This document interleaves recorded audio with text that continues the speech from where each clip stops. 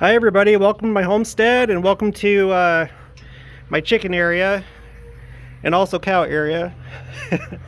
I was just watching some YouTube videos. I came across a video by the Light and Truth channel that he quoted a scripture, and it made me think about our current predicament with people that are still struggling whether or not to get the hokey pokey. So I wanted to just share this scripture with you in case it helps. But before we do, if you haven't already, please subscribe to the channel. Like this video if you end up liking it. Hit the notification bell. And go ahead and leave your comments so we can all talk about this and see what one another thinks. So this scripture is in 1 Nephi chapter 22. And just for some context, I'm just going to read the chapter heading here. Israel shall be scattered upon all the face of the earth. The Gentiles shall nurse and nourish Israel with the gospel in the last days. So this chapter has to do with the last days. Israel shall be gathered and saved, and the wicked shall burn as stubble. And in case you don't know what stubble is, that's basically all like the leftover junk after you like harvest a field. So it's like the shoots that are still remaining. So you basically just burn the field to clear it. The kingdom of the devil shall be destroyed, and Satan shall be bound. And that's going to be the main focus here of this scripture I'm about to read to you. Okay, because I know there's a lot of concern about, I mean, there's obviously a couple issues. There's the issue where this thing is being really heavily pushed and almost like forced on people. In fact, it is being forced. If you're in the military, you have to take it. And now I guess if you're a government worker or a contractor with the government, don't quote me on that, because I just saw like a headline, but it seemed to indicate that you're gonna have to get it. Now, just so you know, in case you're new to the channel, I have decided to do it, and I have not wanted to do it because I feel like I know what this is really about and what they're trying to do. I don't trust the main story that's being pushed about what's going on and why we need this, and I think it's bad. Okay, I truly, honestly think it's bad. However, when the first presidency sent out their message via email, it made me think about it again, because I saw when President Nelson did it on his Facebook account. He posted a picture of himself getting it, and basically praising how quickly it was developed and how it's quote unquote a godsend. And it disturbed me. And then when we got the email, I was even more disturbed. I was mad, prayed about it, and I received my own answers after thinking a lot about it. And one of the things that I've thought about is how I really do think that the second coming is near, and that part of that is going to be us getting translated. We're being quickened, and I think that would nullify any ill effects that this thing may have on our bodies. Okay, now you may not be of the same frame of mind, and that's okay, but I have just another piece of information here directly from the scriptures that also gives me comfort. Okay, so back here we're on so again, we're 1 Nephi 22, and the verse is verse 17. Actually, if I remember right, I was looking at this on the computer, and I think it kind of started on 16. Well, I'll go ahead and I'll just go from 14 actually. And every nation which shall war against thee, O house of Israel, shall be turned one against another, and they shall fall into the pit which they digged to ensnare the people of the Lord. All right, and All that fighteth against Zion shall be destroyed. And that great whore, who hath perverted the right ways of the Lord, yea, the great and abominable church, shall tumble to the dust, and great shall be the fall thereof. So, already, before I continue on, we know that God is ultimately going to win, right? Very nice, very nice. I wasn't even thinking about what she was doing. We know that God's going to win, and that his people are going to be protected by him, right? And even though I believe that this whole thing is actually a plan of the adversary, and I know not everybody feels that way, and that's fine, but I do. And I don't think that this scheme, with as large in scope as it is, because they're trying to basically do this to the whole world, I don't think it's going to work. Okay. For behold, saith the prophet, the time cometh speedily that Satan shall have no more power over the hearts of the children of men. For the day soon cometh that all that are proud and they who do wickedly shall be as stubble. There's that word again. It's that part of the field that's left over that's going to be burned, just like when the second coming happens. And the day cometh that they must be burned. Yeah. For the time soon cometh that the fulness of the wrath of God shall be poured out upon the children of men. For he will not suffer that the wicked shall destroy the righteous. Wherefore, he will preserve the righteous by his power, even if it so be that the fullness of his wrath must come, and the righteous be preserved, even unto the destruction of their enemies by fire. Therefore, the righteous need not fear. For thus saith the prophet, they shall be saved, even if so be as by fire. Okay? The righteous do not need to be afraid, Elaine. You do not need to be afraid. And don't worry, we're not going to get the shot for you. You don't need it. I don't think anybody really does. But I still took it. I know a lot of people have been struggling with this, and I understand why. I understand that for others it's just a no-brainer, and I'm not sure if you think that way, if you've studied all the things that we have, but I get really tired of both sides, both pro and anti on this issue, that think that the other side is just so stupid, and it all comes down to the other person just being dumb and not believing real science. And that is just not the right way to look at others. This month's issue of the Liahona, it's about building Zion, and it's all about unifying and having harmony instead of division and contention. And I can understand why other people feel the way that they do about this issue. I am entitled to have my own beliefs about it and my own opinions and act on those opinions. And in this case, even though I'm against it, because the first presidency felt that it was appropriate to send out that email to the entire church, and I know that they prayed about it before they did, I'm just going to go ahead and do it. And it's not a matter of salvation. If you don't do it, you're not going to not move on into the millennium. It's not going to affect your ability to enter the celestial kingdom after this life.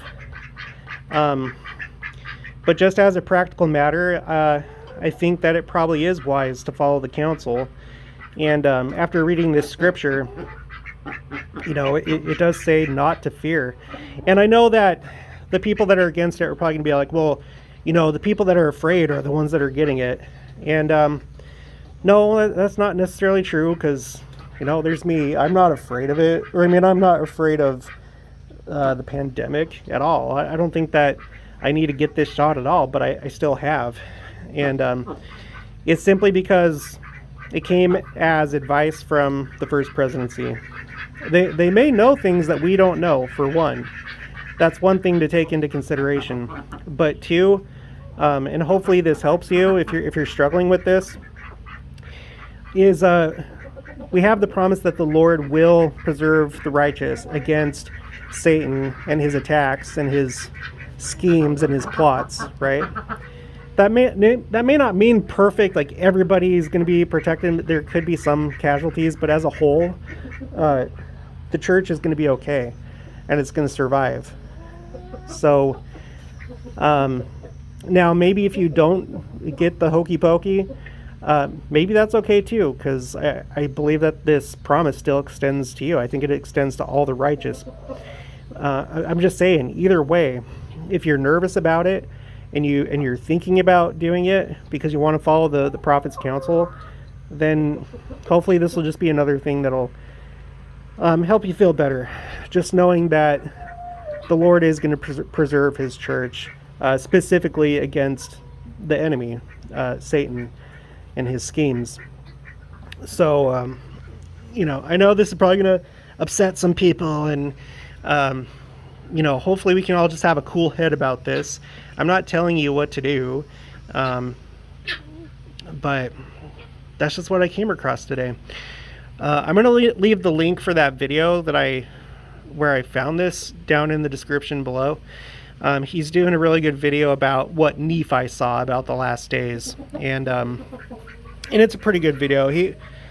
This guy is really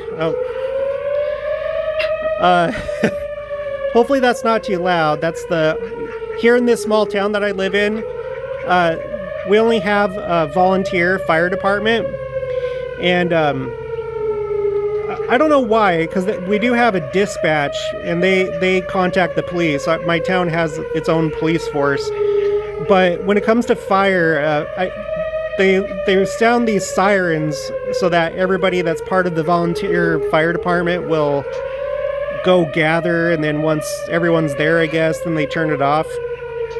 So when we first got here, I about pooped my pants because I thought that there was like a tornado going on, because no one had told me. I mean, we were brand new, and this thing went off, and we're just like, what?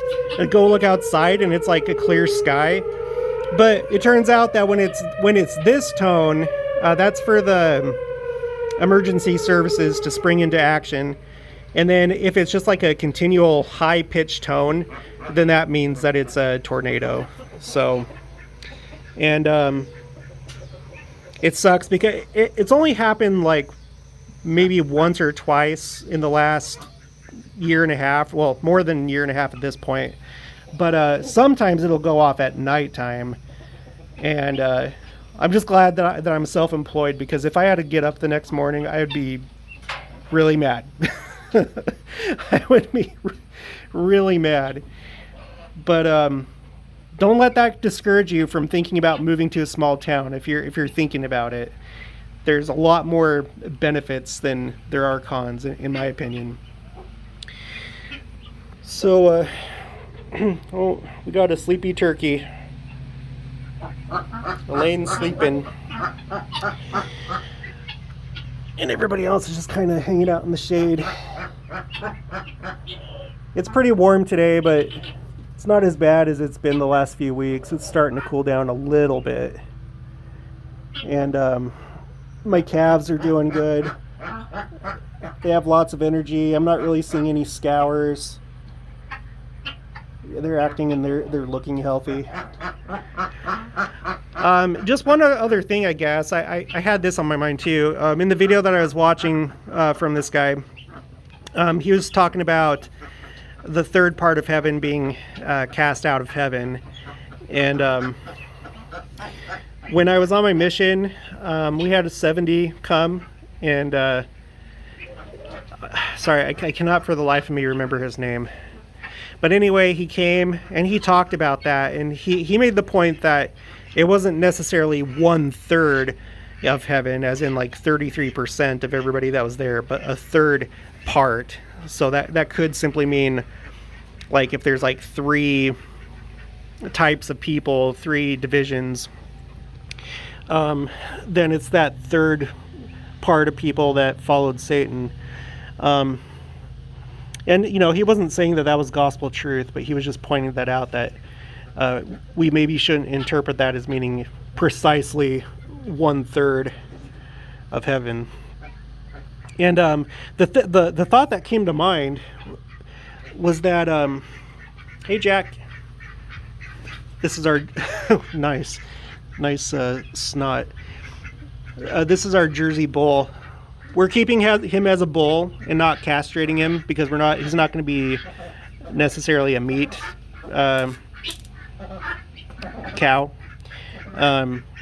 Because normally what you do is if you have a male and it's gonna be for meat, you castrate them, and you can do it either when they're young, which you do like a rubber band, and you put it around those, hit their parts, and then it just falls off. Not the whole thing, just the you know what I'm talking about. Or there's like a chemical castration, and you do it because if you don't remove that, then the bulls, they end up being more aggressive. Also, they tend to, with all that testosterone, the meat is a little bit more firm, not as tender, and there's less marbling, so there's less fat. And then you would also do it if you're doing selective breeding, and you need to make sure that certain bulls don't reproduce, right? That they don't procreate. So, someone in here? No, just a chicken. Anyway, sorry. So, just the other thought that I had, I thought that was interesting that I never had this thought before. How, at first in the pre-existence, we had a third part of the hosts of heaven that were cast down and didn't join us in mortality. And now, as we move into the millennium, we're also going to have a third part of the human population, that those that are living a telestial law are going to be destroyed, because the Earth's going to move into a terrestrial phase. So it's only going to be terrestrial and celestial level people. And again, I would just give the warning. President Nelson has said that we need to prepare both physically, spiritually, but also emotionally for the second coming. And it's not like I like talking about it, but we are going to go through a depopulation event. And that's probably the part that we don't really think about too much. And it's not just going to be, other people that are destroyed. It's going to be very likely members of our family, friends, and this is one of the harsher realities of this life. And that's the danger, I think, in how a lot of Latter-day Saints are kind of lulled into this sense of there's a lot of worldly philosophies right now going around where oh no, everyone is good, no one is bad. But the reality is that's not true. We know that after this life, people are going to be separated according to what they did during their mortal existence. And for the millennium, when the earth is cleansed, literally it's going to be a type of judgment day for some people, those that are going to be destroyed. At least it's going to be a temporary judgment, because there's probably still a chance that when they go to the spirit world, they can change. I don't know too much about that during the millennium, so don't quote me on this, but I think that we just need to be prepared and know that some of our family, some of our friends, people that we know are not going to come with us into the millennium, and there's probably going to be restructurings of families. We know that there's wheat and tares, which means that there's some people that in the church that seem like they're righteous. They've made that their mask in life, their costume that they wear, but inside they are not. And when you learn about narcissism, you understand that a lot better. And there's going to be people that you thought were righteous, people that you're like, well, he was a bishop, or she was a Relief Society president, or they went on a mission, or whatever. Just, they were always doing things for people. But the thing that you need to realize is that some people do those things simply for attention, praise, status, validation, or in other words, any other reason than what they should be doing it for, right? What the Lord wants is genuine, He wants your heart behind this. He wants you to do the right thing because you love righteousness and because you want to be good and you want to serve others. He doesn't want you to do it so that you can personally gain by getting attention and status or power. And unfortunately, there are people that do that. Take a good look at those around you. You probably already have kind of a sense of who they are. If you learn more about narcissism, you will be able to better detect those patterns that would help you identify them. But I'm just saying, and it's hard to say, but just don't be surprised if, things you fit, like I said, family structures and relationships change after this. Okay. So anyway, I'll just leave on a high note. It's called the Great and Dreadful Day of the Lord, and we know obviously it's going to be dreadful, but it's also going to be amazing. We're going to move into a phase where we're going to have Zion, and we're going to have good people around us all the time. There's not going to be any more corruption. There's not going to be any more evil, or at least not to this degree. It's going to be, the worst it's going to get is terrestrial level or better. And it's going to be amazing. And we're going to have new bodies. We're going to be translated. And it's going to be a time of peace. And finally, we don't have to be bombarded constantly by attacks from the adversary. Because it's just all over the place right now. Our rest is coming, right? And the lion is going to lay down with the lamb. Even animals are going to be at peace. Everyone's just going to be happy, and I'm looking forward to it. It looks like Elaine just woke up. Are you looking forward to the second coming, Elaine? I bet you are. She's so sweet. She'll let you pet her. She'll actually follow you. None of the other birds will. Just her. We have another turkey, but she's not like Elaine.